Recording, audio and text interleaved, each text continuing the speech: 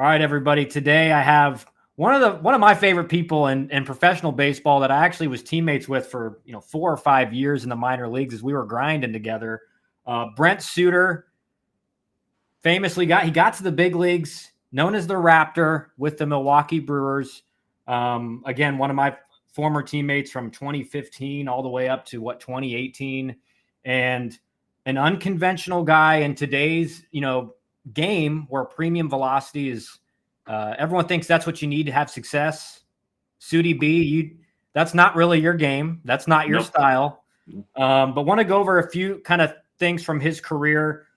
Pitched at Harvard, Ivy League guy.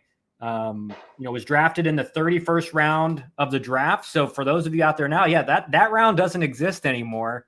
And this guy has pitched in the big leagues for the last 8 or 9 years. So for those out you, maybe you don't get drafted, you sign a non-drafted free agent deal now, you got a shot. And going through, Suter's career numbers, obviously, man, I looked at these the other day getting prepared for this. It's pretty impressive what you've been able to do over your career in the big leagues. Career in the regular season, 40 wins, 22 losses. I still think those are cool. Those aren't as in vogue anymore. But 3.5 ERA in 291 games and a 1.2 whip. Brent, first off, to get started, I want to go over kind of what your recruiting process was in high school. Obviously, going to Harvard, you were not a premium velocity guy. What was your velocity like coming out of high school, and what schools did you have communication with before deciding on Harvard? Yeah, recruiting was pretty light for me. I didn't throw hard back then, still don't. I think I topped out at 87 my whole high school career or something like that. And was didn't play much my junior year because I went to a high school that had a bunch of stacked classes ahead of me. Famously, Ken Griffey Junior's high school, right? Yeah, right. Yeah, yeah, Ken Griffey Junior High. He wasn't there when I was there, but you're maybe second best now. I had to wait my turn. Didn't play much junior year. Therefore, the recruiting process was really light that summer. Yeah, and coming into senior fall, it was kind of like, I had good grades, worked hard in school, but I knew I wanted to play baseball in college. So I was really letting that kind of dictate where to go. Yep. And it wasn't leading to anywhere I really wanted to go. Had some interest, kind of mediocre interest from D3 schools. Some Big Ten schools were like, yeah, we could give you a walk-on spot, all that stuff. Yeah. And then I sent some random emails to some Ivy League coaches one day right before government class, and the Harvard coach got back to me, liked the video, sent some scouts down to a showcase. I pitched in the next weekend. They had someone decommit that next week. Next week, they had me up for an official visit. And then a couple weeks later, I was in there. It was like the craziest whirlwind of what? Now I went from nowhere to one of the best schools in the country wants me and is giving me a spot. And it's D1 baseball. It's it was unbelievable. So that was such a dream come true. So, I was able to kind of in a month and a half time go from I don't know where I'm going to I'm going to Harvard. Yeah. And you know what? I think now in the recruiting process, a lot of high school players, I mean, a lot of them experience that same thing. It's schools have seen me pitch. I haven't really had any communication. And then all of a sudden, kind of out of nowhere, the stars align and boom, a school, makes an offer or something like that. Right. So, I think it's pretty incredible because you're a guy who, like you said, I mean, your senior year of high school, you got no offers, you got some interest from Division IIIs, nothing really on the table.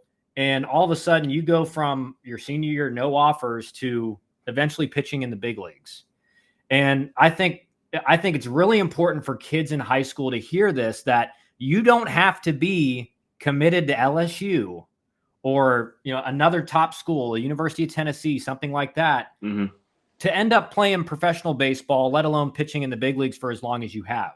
Right. What was your focus? You get to Harvard. Now, obviously, you got to earn spots. You got to earn innings as a freshman and the rest of your career. What was, number one, what was your focus on development? But what was your mindset going into that freshman year at Harvard? Yeah, I'll be honest. Fall ball started really slow for me. I was kind of trying to feel my way out. Wasn't really pitching with as much conviction as I wanted. Sure. And then one day at Scout Day, we used to have, I don't know if they still do, but they had Scout Days, bring in a bunch of the area scouts. And I just said, screw it. I'm going to get into my legs a little bit today. I'm going to let it eat a little bit.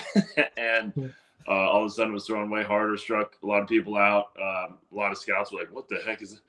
This guy's pretty good. And then I earned kind of from then on, I got looks as a starter, and then really a couple guys got hurt ahead of me, and they put me in as a starter, and I was kind of 4-year starter there. So it was basically the opposite of high school, where I had to wait my turn until senior year. Right away, I was a contributor at Harvard, and we weren't so good at baseball. We had some down years, but certainly to be a starter at a D1 program for 4 years was really cool.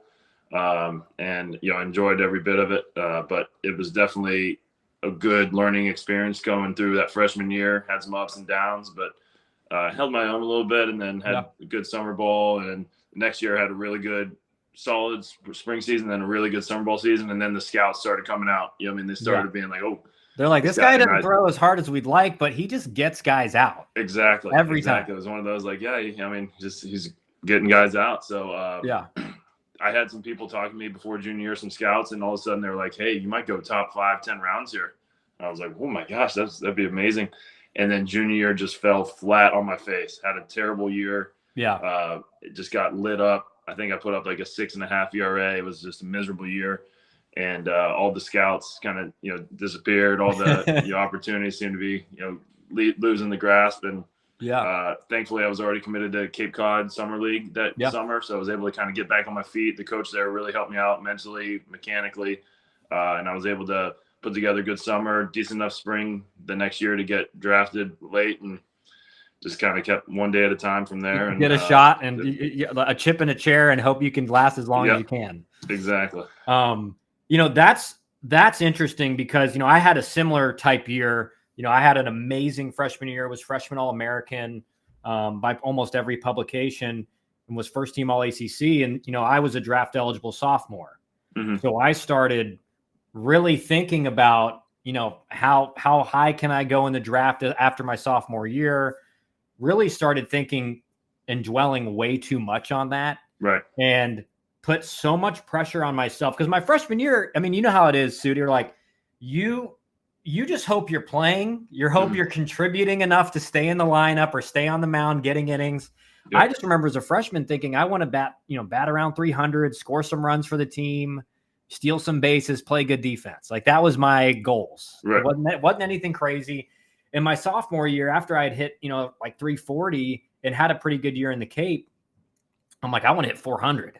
I want to hit 400. Right. And I remember about 20 games into my sophomore year hitting like around 350 and being like really, really upset about that.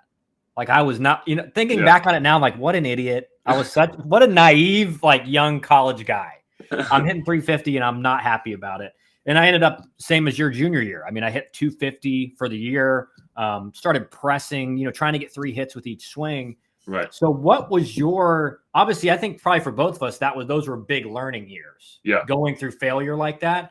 What was your biggest takeaway from that junior year where you thought I may go top 5, top 10 rounds to, I just ruined my chance at professional baseball?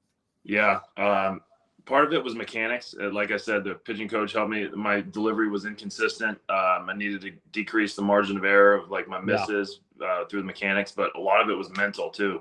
I really had to go dive into like the mental side of the game, read the mental game of baseball, did a pre-pitch and mid-pitch routine and all that stuff mentally, started visualizing and meditating. And then I really dove into the mental game, and that really helped kind of shift things around for me, saying, hey, might not have the velocity edge or the talent edge every matchup, but I'm going to do my best to get the mental edge in every matchup and just have conviction just dripping from the baseball kind of thing. And that was a really big kind of turning point for me mentally. And I've really done my best to like expand upon those as I've gone on, continue to grow with the mental game, continuing to really try to like find myself in every moment, be comfortable being uncomfortable type thing out there. And so that's been that was a big turning point for my career, was just like, okay, I failed, but I can grow from this and I can get better from this, and look back on it and kind of with a little thankful smile of like, oh, glad I did. And that now I'm looking back on it just like that. Well, like, yeah, I'm glad every failure is an opportunity to learn. And I certainly learned from that failure. Yeah. I mean, and you talk about the mental game. That's something I talk a lot about in like the videos I put out and stuff, that, you know, mechanical things, you can definitely get better by upgrading your mechanics, cleaning up inefficiencies, stuff like that. But I think in today's game, everyone is so focused on mechanics, especially at a young age, that they don't get taught about the mental side of the game and how much of an edge that can give you when you can deal with failure and you can flush it and not worry about it anymore and just go to the next inning. So what? You gave up 2 runs in the first inning. I can flush it, get back on the mound and not care about it. Right. And that was kind of my biggest takeaway as well after my sophomore year that went so bad, was I got to control the things I can control. And I can control everything up until that bat leaves my ball. And then a guy can make a diving play. You know, I can hit it right at a guy. As long as I'm hitting the balls on the barrel, I'm not going to worry about the results and the numbers. And, you know, when I actually, committed to that, I ended up having an even better year than my freshman year and my junior year. And so that was, I always look back as like, that was the most important year of my career, because I just learned, man, stop dwelling on the results and the numbers. If you just dwell on what you can control, the numbers will take care of themselves. Right. And like from what you've done in your career, obviously that's been a main focus for you as well. Yeah. So I wanted to jump next to, obviously, Sudi B, the Raptor.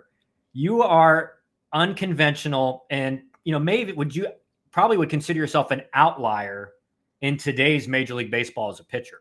100%. Because if everything you hear and what these kids are hearing on social media is, you got to throw 100 and you got to have elite spin rates and you got to have this wipeout pitch and everything like that. Yeah. That's really not your style. No. But, going back to your career numbers, in 291 games in the big leagues, 44 of those are starts. You've got a 3.5. What is it that, you use without that premium velocity? What do you have to do consistently to be successful? And is that something that, kids in high school can try to replicate, or do you think you're a kind of a unique outlier? No, I think a lot of what I do can be replicated. One thing I do is tempo. I work quickly. Yeah. I throw strikes. I tend to know my strengths and know the hitter's weaknesses. I do my homework kind of thing. So I just know what lanes are open for me, and I do my best to attack those lanes. I have, some things I have going for me might not be able to get replicated. I have super long extension, and I have a really crossfire delivery. So I have a lot of deception and weirdness. That's why you can throw 87 or 86, but guys are getting blown away. Right. Yeah. So I definitely, it's a sneaky, it sounds weird, but sneaky 85, 87. But you kind of have a weird 4-seam where I have like a cut ride to it. And then I play my 2-seam off that. Decent change. Changeup's decent. Sliders okay, but I just know how to use them. And I pretty consistently hit my strength spots with them. But one thing pitchers can do out there that I do is just work quick, be in control of the tempo, but working quick and having the hitter feel a little defensive just because of your tempo. Not quick pitching guys, but just pitching quick and having them feel you. You know what I mean? Like saying, I want the ball and I want to pitch it right away. Like I want it. I think that sets a really good tone for the game, and umps love it too. So umps will give you might give you some edges there too. But and your defense loves it too. They'll be making plays for defense. Defense doesn't hate it. Defense doesn't hate it. So that's those are some things I do well. And then just mentally on the mental side, just try to be in the moment. This pitch is all I can control. Try not to dwell on the past. Try not to worry about like the future. Just say like this pitch is the only pitch I have in my life right now, so might as well put everything into it. And a lot of conviction and like aggressiveness, like good aggressive conviction is where I need to be and where I can get to most of the time. Yeah, a funny story. Actually, there's actually a lot of those with you, Suter. You're, for guys that don't know, he's kind of the funniest guy on every team he's on, and one of the probably the best, your most athletic pitcher I've ever played with. That's, and you can look up Brent Suter, just look up amazing plays by Brent Suter. You'll find a bunch on there where you're like, wow, this guy's a pitcher. How is that possible? But one time I was playing, I think I was playing left field in New Orleans, and you were starting for us. And, sure enough, you throw a pitch and it's fouled off. And I, got into my ready stance, and I, turn around. I'm taking a few steps back to get to my position. In like second step, I hear the smack of the mitt, and I turn around. This guy works so fast. I had taken 2 steps without, and I'm not looking at the batter, and he's already thrown another pitch. And I think what you're hitting on is when your tempo is that aggressive and you're that quick picking up the baseball and getting going, it just subliminally tells the hitter, I'm in control of this at bat. Yeah. You're not in control. You're not setting the timing of when the pitch comes. I am. And so, like you said, it's just that mental edge where the hitter's like, golly, I gotta get back in the box. Or this guy's gonna throw it, and I'm not gonna be ready. I remember my dad watching you pitch when he was working with the Red Sox, and he said, you threw a cutter by a guy at like 86, and the guy swung and it was just by him. And he remembers the guy swinging, kind of looking around. He was looking for the gun, and he saw 86, and he kind of went like, what? So what you talk about, obviously velocity is great, but when you got elite extension and you got that ride and that unique kind of cut and ride on your fastball or on your cutter, you don't have to throw 95 to get it by guys, because it's very hard for a hitter to get the scouting report and see 86, 87, and then be able to catch up to it when you have that much stuff going for you. Right. Lastly, Brent, like for high school pitchers out there, I know you touched on it a little bit, but obviously, velocity is important. If you can get it, you want it, right? Yeah. But one of the things I've been seeing across, really across college baseball, more so obviously than professional baseball, because that's just a whole nother level.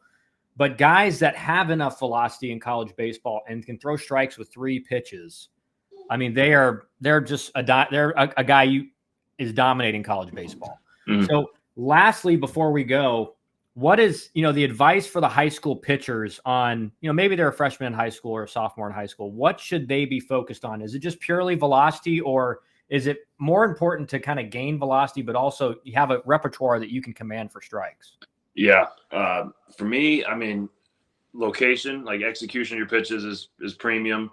And then a close second, or something that really goes movement, yes, is great, but like crisp movement. So I'm talking like ball tunneling your pitches together and having them break as late as you can. Yeah, I think is really important. I know for me, like the only reason I get by a lot of times with lower velo is because the lateness of the cut, lateness of the movement. It just gets off the barrel. The hitters just can't adjust that late to it and get the barrel to it. So if it's the later the movement, the better, and the crisper the movement, the better. So I would say, do whatever you can.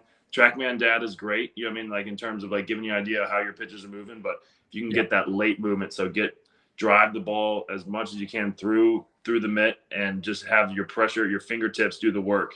Fingertips, pressure points do the work. I think you can get some crisp movement on there. So I think that is more important for me than velocity is the crispness of the movement and the execution of the pitches. I've said this a lot before, but I'd rather throw my crisp cutter right down the middle than have my lazy one that's early movement right where I wanted to, up and in, to righties say. That it just doesn't play as well. It gets hit harder, and it's just not as good of a pitch as the crisp, convicted, late movement pitches. So I think that's really important too. Obviously, we've touched on the mental game too. It's so important, but having every pitch be fully committed to, not having doubt about it, is super important. And then not worrying about what's happened in the past, what's happened in the future, showing good body language. Yep. Good, aggressive, assertive body language is great. We have a guy, Luke Maley, who's our backup catcher, but he's gone out and thrown 3 scoreless innings this week. And I think half of the reason is because he's just out there and he's just got great body language. He's just confident. He's out there exuding like, hey, I'm just doing it, man. I got a little knuckleball. I got a little four seam, a little change. He's just out there throwing up zeros like it's his job. So it just tells me how important body language and confidence is. Fake it till you make it. If you don't have it right now, fake it till you make it. In general, just that body language and that assertiveness of saying like, hey, I'm here to dominate is huge, super huge. Awesome, man. Well, thanks for all the advice and all the, tips for high school guys out there, man. Obviously it's been great to catch up with you. Like I said, I mean, me and Suter, we played against each other in 2014 when I was with Atlanta. And then I was traded to Milwaukee, and we were teammates for the next 4 or 5 years. One of the best dudes in Major League Baseball. Guys, make sure you follow him throughout his career. This is a guy who, like I said, not the conventional guy to make it to the big leagues, and you can learn a lot from what he's done and what he's done to be successful in the major leagues for this long of a career. So, Sudi B, thanks, man. Thanks for being on here, and maybe we can do it